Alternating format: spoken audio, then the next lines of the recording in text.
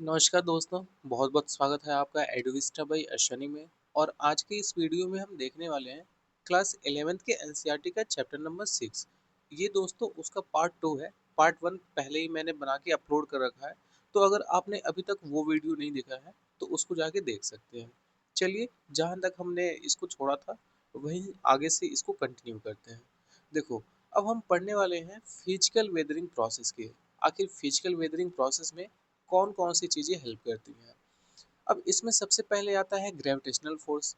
अब gravitational force की वजह से क्या होता है कि जो ऊपर चीज़ें मौजूद होती हैं, जैसे मान लो यहाँ पे माउंटेन हो गया, ऊपर कोई है, यहाँ पे डेब्रिस हो गया, या फिर ऊपर से वाटर फ्लो आ रहा है, आइस का फ्लो आ रहा है, ग्लेशियर पिघल के गिर रहे हैं, तो रास्ते में जो भी उनको अनरिलीफ या फिर रुकावट मिलेगी उसको ये क्या करते हैं, इरोड करते हुए आगे बढ़ते हैं। तो इससे भी वेदरिंग प्रोसेस होता है। फिर दूसरा है आपका एक्सपेंशन। आप देखोगे कि दिन और रात के समय में ना, जैसे मान लो यहाँ ये रॉक्स है, ठीक है, अब दिन में टेम्परेचर बहुत ज़्यादा होगा, बट क्या होगा, रात में जैसे होगी तो ये धीरे धीरे ठंडा होने लगेगा।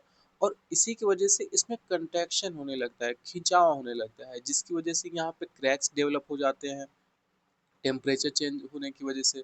फिर तीसरा है वाटर प्रेशर। अब वाटर प्रेशर कैसे कंट्रोल करता है, वाटर प्रेशर में वेट और ड्राइंग साइकिल की वजह से ये रॉक्स के जो पार्टिकल्स होते हैं इसमें प्रेशर क्रिएट होता है। जैसे देखो, वेट जब होगा तो वाटर आके इस पे भर जाएगा, ठीक है, ऊपर फ्लो करने लगेगा, तो ये वेट हो जाएगा, लूज हो जाएगा पार्टिकल्स।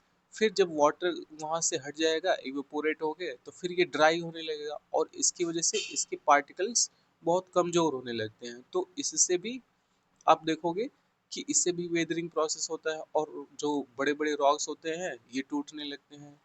कह रहा है they the most due to thermal expansion. देखो, थर्मल एक्सपेंशन की वजह से, प्रेशर रिलीज होने की वजह से ये सब चीजें होने लगती। और जब यही दोनों चीज बार बार रिपीट होने लगती, ये दोनों एक्शन, तो इसकी वजह से जो रॉक्स होते हैं वो डैमेज होने लगते हैं। समझ में आ गया।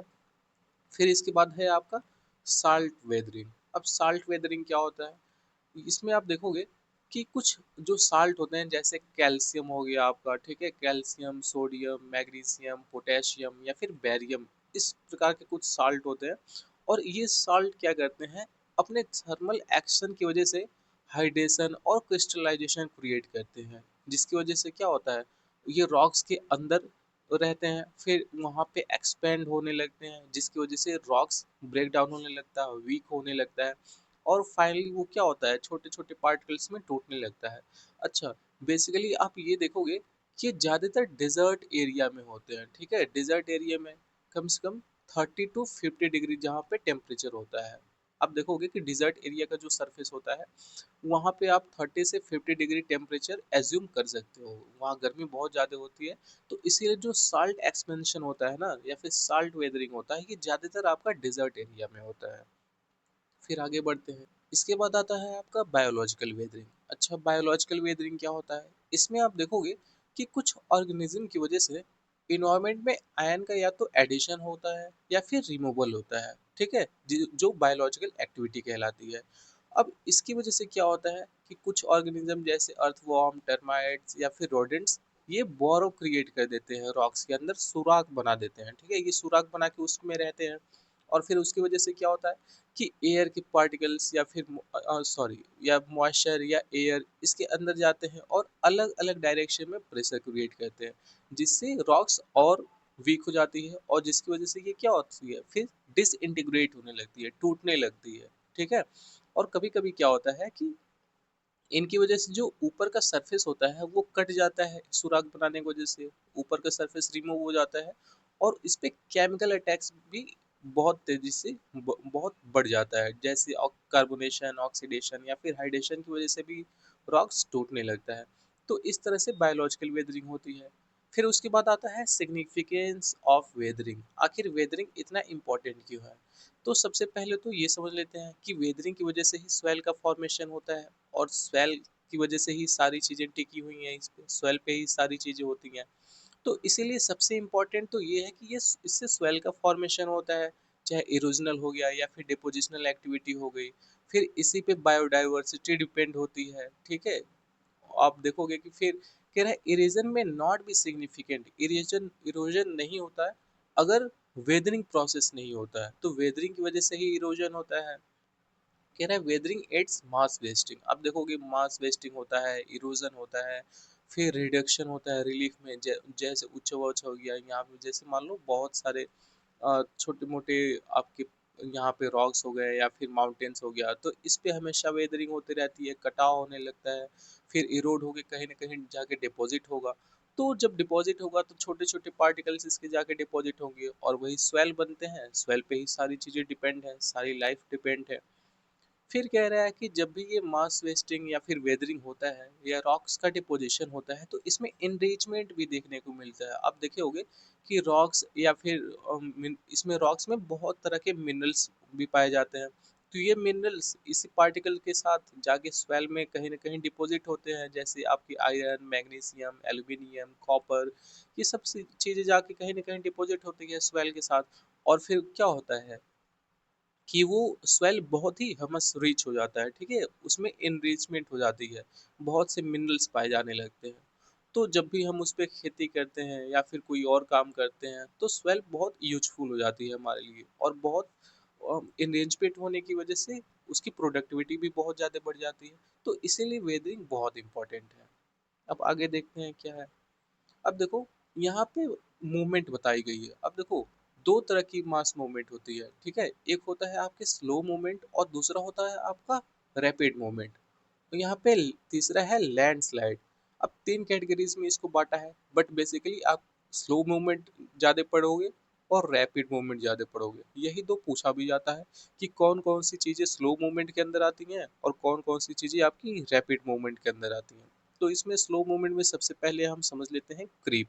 अब देखो स्लो मूवमेंट कहने का मतलब ये है कि जो भी इरोजन होता है, तो वो कितनी फास्ट होता है या फिर कितनी धीरे धीरे से होता है, तो इस ये वही है, उसी के बेसिस पे इसको कैटेगराइज किया गया है। अब स्लो मूवमेंट में हम सबसे पहले क्रीप को पढ़ लेते हैं। कह रहा है it generally occur on moderately steep. अब देखो मॉडरेटली स्टीप क्या होता है, जैसे ये आपका बिल्कुल आपका जेंटल स्टीप हो गया, मतलब बहुत तीव्र ढलान हो गई। अब मॉडरेटली क्या होगा, कुछ इस तरह से होगा। अब जब कुछ इस तरह से होगा, तो इसमें ग्रेविटी भी बहुत कम लगेगी, इसमें ग्रेविटी बहुत ज़्यादा लगेगी। तो जिसमें ग्रेविटी बहुत ज़्यादा लगती है वो बहुत तेज़ी के साथ इरोड होकर नीचे आएगा। और जो मॉडरेट स्टीप होगा, इस तरह से होगा ढलान, उसमें थोड़ा कम ग्रेविटी लगेगी और जिसकी वजह से जो भी मलबा होगा वो बहुत धीरे धीरे आके नीचे डिपॉजिट होगा। तो इसीलिए ये मॉडरेट स्टीप में होता है क्रीपिंग। आपका क्रीप मतलब होता भी है रेंगना, तो ये धीरे धीरे इसमें देखने को मिलता है, इसलिए इसको स्लो मूवमेंट के अंदर रखा गया है। इसमें आप देखोगे या तो बिल्डिंग हो गया या टेलीफोन पोल हो गया या फिर फेंस पोल हो गया, ठीक है, ये सब कुछ एग्जाम्पल हैं आपके क्रीप के। फिर इसमें टाइप्स ऑफ क्रीप की बात करें तो स्वेल क्रीपिंग देखने को मिलता है तालोस पे, या फिर क्रीप रॉक देखने को मिलता है, मतलब जो भी डेब्रिस होता है यहाँ पे वो बहुत धीरे धीरे धीरे धीरे रेंगते हुए आके नीचे डिपॉजिट होता है। एक और मास मूवमेंट का एग्जांपल यहाँ पे है जो कि स्लो मूवमेंट के अंदर आता है, वो है आपका सोलिफ्लेक्शन। अब सोलिफ्लेक्शन में क्या होता है, इसमें आप देखोगे स्वेल की मासेस, मतलब स्वेल के छोटे छोटे पार्टिकल्स या फिर कहें तो रॉक्स के डेब्रिस, ठीक है, जो बहुत छोटे छोटे कण होते हैं पत्थर के, वो ये वाटर में घुले होते हैं, सेचुरेटेड होते हैं, ठीक है, और ये अपने ग्रेविटी या फिर स्लोप के अकॉर्डिंग धीरे धीरे नीचे मूव करते रहते हैं। बेसिकली आप देखोगे कि ये मॉइस्ट टेम्परेचर में ज़्यादा देखने को मिलते हैं। और क्या होता है कि वहाँ पे रेन बहुत किसी पीरियड कहीं जगह पे अगर रेन ज़्यादा टाइम तक हो जाती है, तो वहाँ पे ये चीज़ें देखने को मिलती हैं आपकी सॉलिफ्लेक्शन, ठीक है। फिर आगे बढ़ते हैं।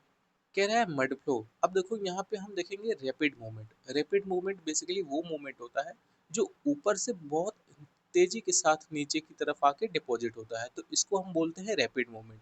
अब रैपिड मूवमेंट में बहुत से फैक्टर काम करते हैं, जैसे ह्यूमन क्लाइमेटिक रीजंस, दूसरा है जेंटल टू स्टीप स्लोप। अब देखो यहाँ पे स्टीप स्लोप देखने को मिलेगी, ये है आपकी स्टीप स्लोप, ये है आपकी जेंटल स्लोप, ठीक है। जैसे अब देखो जो स्लो मूवमेंट होता है वो आपकी जेंटल या फिर मॉडरेट स्लोप पे होता है, जबकि आपका जो रैपिड मूवमेंट होता है वो इस तरह के आपके स्लोप पे होता है, जिसको हम बोलते हैं स्टीप स्लोप, ठीक है।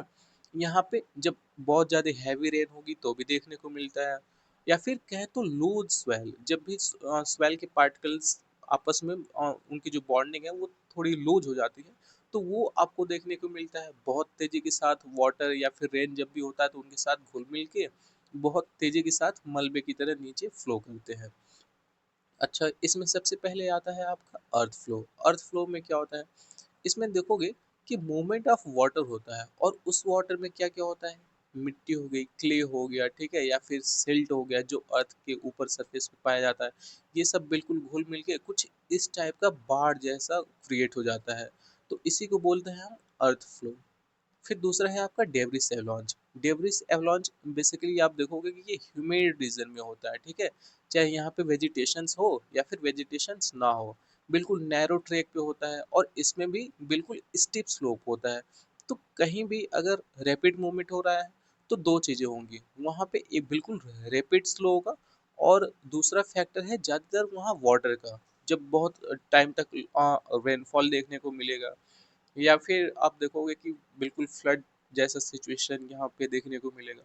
तो ये चीज़ें होती हैं।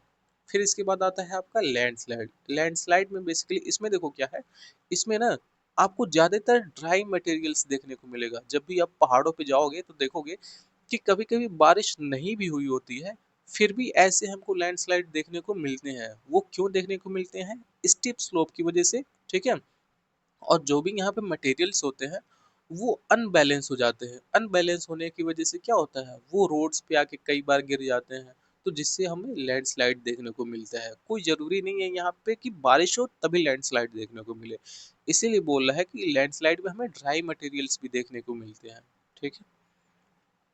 इसके बाद आता है आपका स्लम्प। अब स्लम्प में देखो क्या होता है, इसमें ना सबसे देखो इसकी सबसे खास बात ये है कि इसमें बैकवर्ड रोटेशन होता है। बैकवर्ड रोटेशन जैसे मतलब, अब देखो यहाँ पे ये जमीन है ना, अब यहाँ से मटेरियल निकला और धीरे धीरे नीचे की तरफ रोटेट हुआ बैकवर्ड मूवमेंट में, और फिर यहाँ जाके आपका ऊपर आया थोड़ा सा, फिर धीरे धीरे आपका नीचे आएगा यहाँ से। तो इसी रोटेशन की वजह से यहाँ पे कर्व टाइप का सरफेस बन जाता है, और इस टाइप के हम जो भी इरोजन होता है उसको हम बोलते हैं स्लम्स, ठीक है। फिर दूसरा है आपका डेब्रिस स्लाइड। देखो पिछली वीडियो में अभी पिछले स्लाइड पे हमने डेब्रिस एवलांच पढ़ा था, इस ये है डेब्रिस स्लाइड। इसका फर्क समझो, इसमें क्या है, रैपिड रोलिंग। जो भी मूवमेंट होता है, जो भी इसमें डेब्रिस होती है, ये बहुत तेजी के साथ रोल करते हुए या फिर कहें तो स्लाइड करते हुए, ठीक है, ग्राउंड पे ये नीचे आके डिपॉजिट हो जाता है, और इसको हम बोलते हैं डेब्रिस स्लाइड। अब यहाँ पे रॉक फॉल है। रॉक फॉल बेसिकली समझाने की तो ज़रूरत ही नहीं है। कभी कभी देखोगे कि आप रोड पे बिल्कुल पत्थर पत्थर आके गिरे होते हैं, बिल्कुल ड्राई, ऐसे एक एक इंडिविजुअल रॉक्स हो गए, या फिर कई बार बहुत छोटे छोटे पार्टिकल्स भी हो गए रॉक्स के, तो इस तरह आके गिरे होते हैं, तो उनको हम बोलते हैं रॉक फॉल, ठीक है। फिर अब देखो यहाँ पे जो भी इस तरह की चीजें होती हैं, जो भी मूवमेंट होता है, अब जैसे मान लो ये अर्थ का सरफेस है, यहाँ से कोई एक पार्ट कट के बिल्कुल ऐसे उसके ऊपर स्लाइड करते हुए नीचे अगर आ जाए, तो इसको हम बोलते हैं ग्लाइड या फिर स्लाइड। आप सीढ़ी, जैसे मान लो आपके घर में सीढ़ी होता है, सीढ़ी पे आप एक साइड बैठते हो जहाँ ऊंचाई होती है, वहां से नीचे की तरफ आप धीरे धीरे आप सरकना शुरू करते हो, तो वो क्या कर रहे हो आप, स्लाइड कर रहे हो या फिर ग्लाइड कर रहे हो, तो वही हो गया। फिर दूसरा है आपका इस तरह का मूवमेंट, जिसमें आप बिल्कुल ऐसे स्टेयर वाइज स्टेयर, एक के ऊपर एक, फिर ये उसके नीचे, फिर उसके नीचे, तो इसको हम बोलते हैं स्लम्स, ठीक है। इस तरह के मूवमेंट को हम स्लम्स बोलते हैं। फिर उसके बाद थर्ड टाइप का आता है, इसमें क्या होता है, जैसे मान लो ये सरफेस है, ठीक है, कोई माउंटेन है, और यहाँ से ये चीजें डेब्रिस टूट के बिल्कुल नीचे सरफेस पे जाके गिर गई, तो नीचे वाले सरफेस को हम बोलते हैं तालुस, ठीक है। फिर चौथे वाले में फ्लो। इसको फ्लो क्यों कहते हैं, अब देखो यहाँ पे कोई मटेरियल्स मौजूद है, और यहीं से धीरे धीरे धीरे धीरे होके ये इरोड होके नीचे की तरफ गिरते आ रहा है, आपका बहते आ रहा है, तो इसीलिए हम इसको बोलते हैं फ्लो मूवमेंट। अब इसके बाद आता है rock slide. Rock slide basically वही है जो पिछली अभी स्लाइड में मैंने आपको बताया है।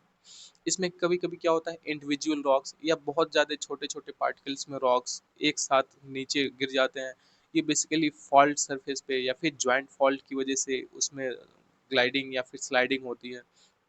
तो इसी वजह से अब वहाँ भी क्या होता है, स्टीप स्लोप होता है, और कई बार आप देखोगे सुपरफिशियल लेयर्स की वजह से भी ये रॉक्स जनरली नीचे की तरफ फॉल कर देते हैं। फिर इसके बाद आता है आपकी कौन कौन से रीजन है जो लैंडस्लाइड को और ट्रिगर करते हैं, लैंडस्लाइड उनकी वजह से होता है। तो सबसे पहले इसमें है आपका टेक्टोनिक एक्टिविटी। टेक्टोनिक एक्टिविटी की वजह से जो भी डेब्रिस होती है या फिर रॉक्स होता है वो स्लाइड करता है।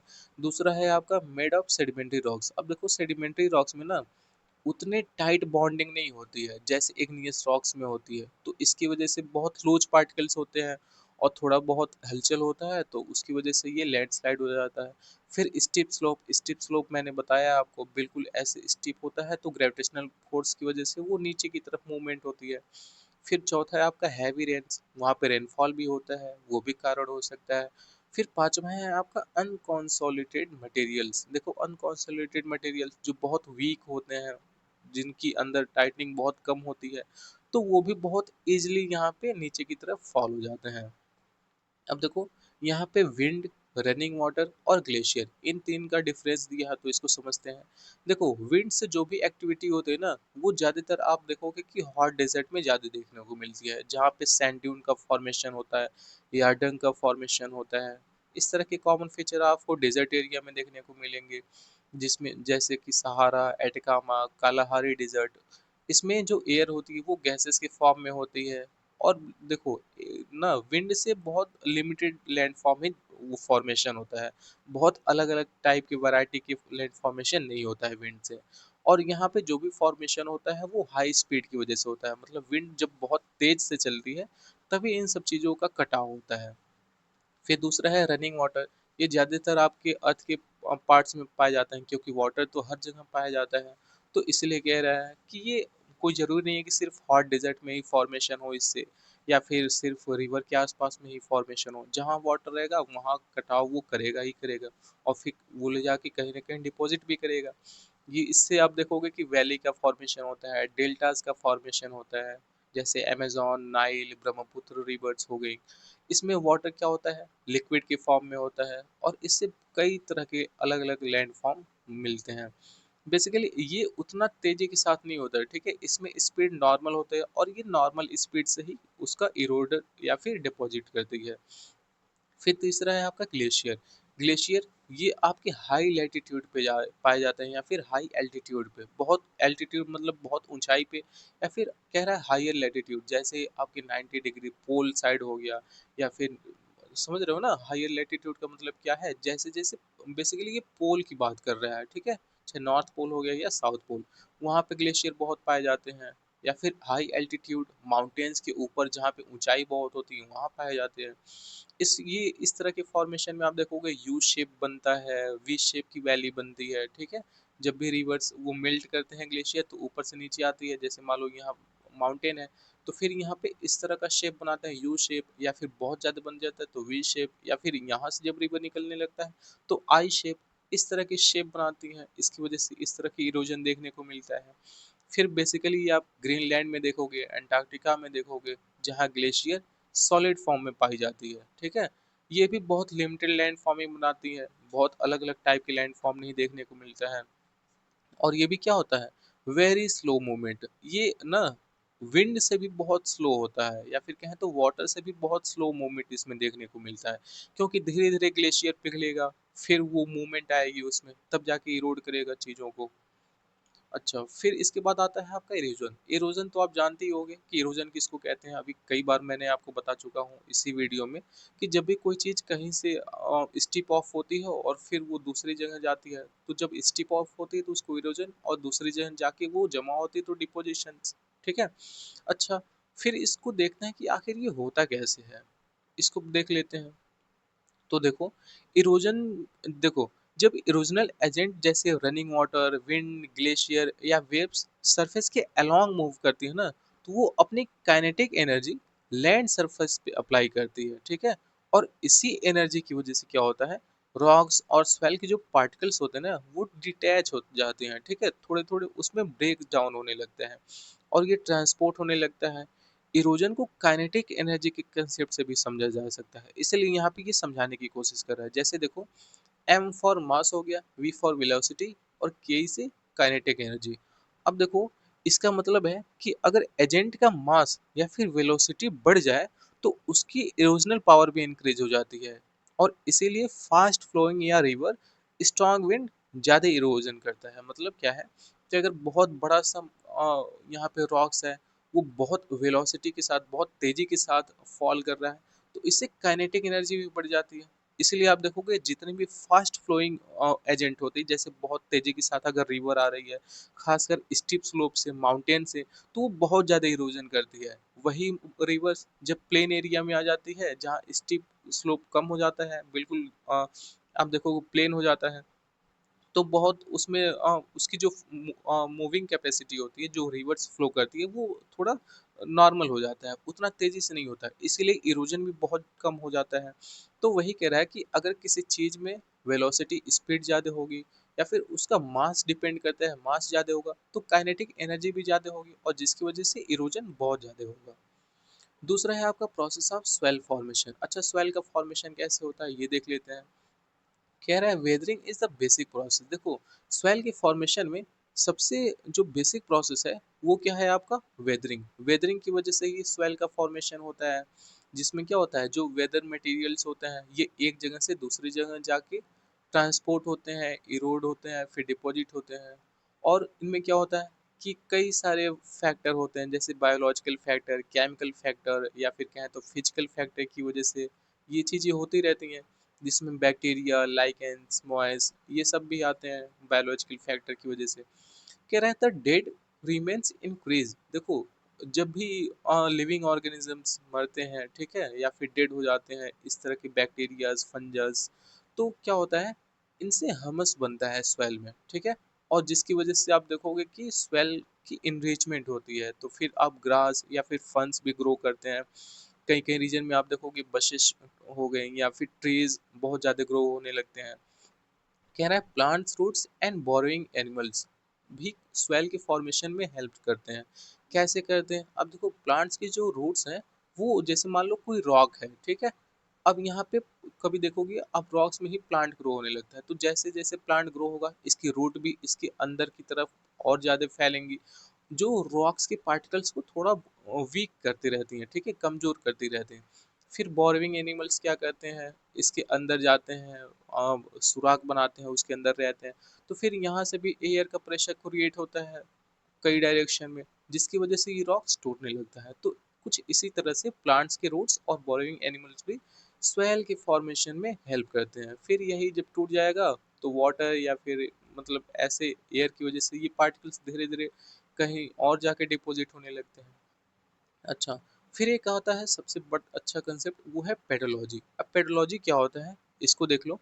तो पेडोलॉजी वो साइंस है ना, जिसमें स्वेल का फॉर्मेशन और स्वेल का डेवलपमेंट कैसे होता है, इन सब चीज़ों के बारे में स्टडी की जाती है, तो उसको हम बोलते हैं पेडोलॉजी।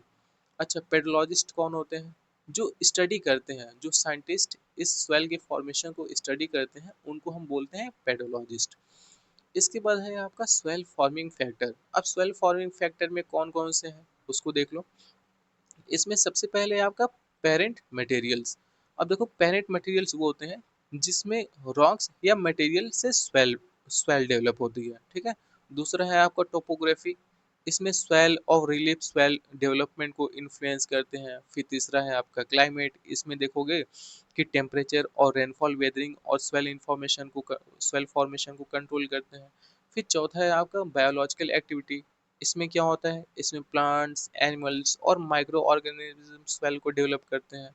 फिर पांचवा है टाइम। अब देखो, ये सब डेवलपमेंट होने में कुछ ना कुछ तो टाइम भी लगेगा, ऐसा तो है नहीं कि यहाँ पे रॉक्स है और अगले दिन यहाँ पे वाटर फ्लो करके आया है, या फिर एयर की प्रेजेंस की वजह से, या फिर इस तरह की बोरोइंग एनिमल्स की वजह से अगले दिन ही आपको स्वेल का फॉर्मेशन देखने को मिल गया, ऐसा तो है नहीं। इसमें टाइम भी लगता है। तो टाइम भी बहुत इंपॉर्टेंट फैक्टर होता है कि ये कई साल में धीरे धीरे धीरे धीरे ये रॉक्स टूटते रहता है, स्वेल बनती रहती है।